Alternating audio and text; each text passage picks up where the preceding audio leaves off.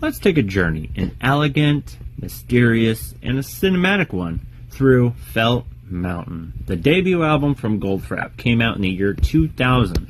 From the moment you press play, you're not just listening to music, you're stepping into a soundscape that feels like a dream world nestled between old Hollywood glamour, alpine melancholy, and electronic surrealism.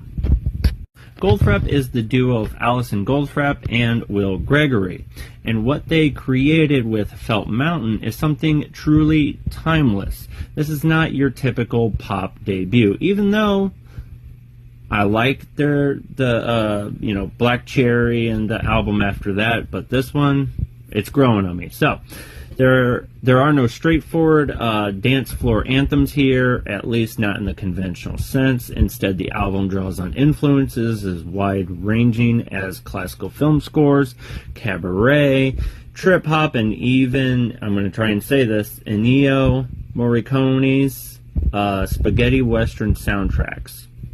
It's lush, haunting, and eerily beautiful. The album opens with Lovely Head, a track that sets the tone with its whistling motif, sweeping synths, and Alison's eerie, manipulated vocals. It feels like a soundtrack to like a Bond film that never existed, but it probably should have.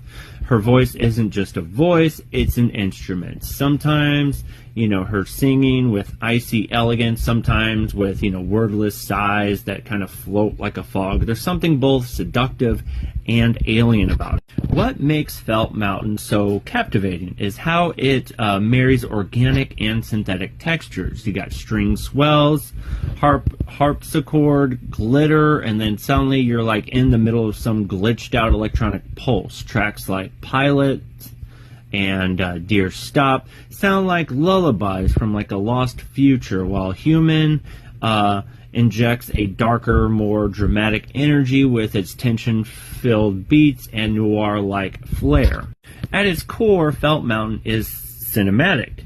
Each track feels like a scene in like a sort of psychological thriller or like an avant-garde art film. You can practically see the misty mountains, the velvet curtains, probably something from David Lynch, may he rest in peace, and the flickering old film reels. This isn't just a music to dance to, it's music to get lost in.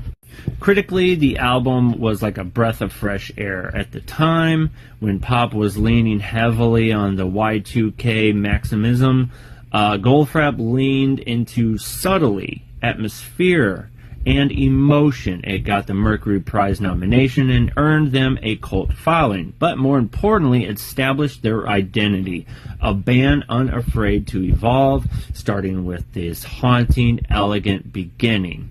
Looking back, Felt Mountain feels like a prologue to, the many reinventions Goldfrapp would later embrace, from sort of glam electropop to like synth disco and beyond. Even though those are probably my favorite, I love this album.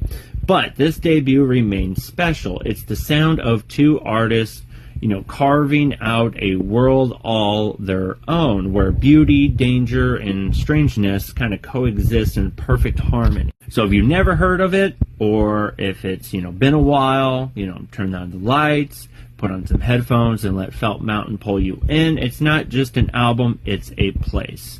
So if you haven't listened to this album, check it out. Let me know what you think.